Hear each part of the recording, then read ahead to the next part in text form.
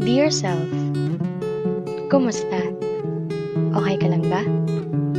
Ako na lang ang magtatanong sa'yo kasi wala namang nagtatanong na iba.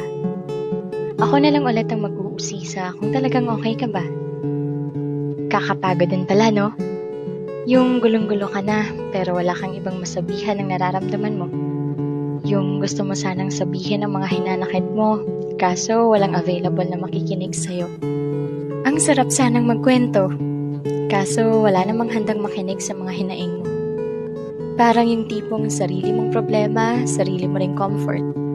Kaya kahit gusto mong magpatuloy, hindi mo maiwasang mapagod.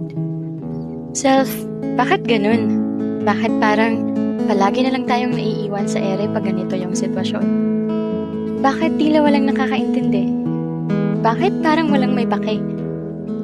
Bakit palagi na lang nilang inaakala na hindi tayo naapektuhan?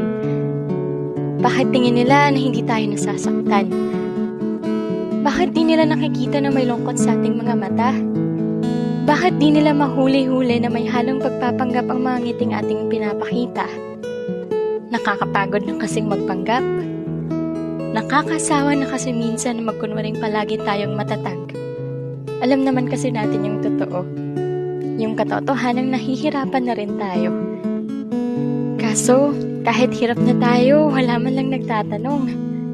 Walang may pake kung totoo ba talagang maayos ang kalagayan natin ngayon.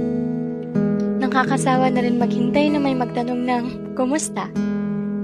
Kaya pipilitin na lang nating maging okay at wag na lang umasa. Pero kaya pa naman natin to, di ba? Hindi lang tayo okay, pero tayo naman ay magpapatuloy pa. Payakap nga, self. Yung pangmalakasang hug, ha? Magiging okay ka rin. Hindi man ngayon, pero yung panahong yun ay darating din. Papaalala ko lang ulit sa'yo na sobrang tatag mo.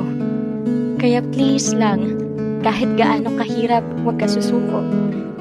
Di naman panghabang buhay ang mga sakit na ating nararanasan. Dahil may bahaghari at araw na magpapakita sa bawat pagkatapos ng ulan. Basta self, kapit ka lang ha. Kumapit at magpatuloy ka. Pahinga ka lang kung pagod na pero hindi susuko.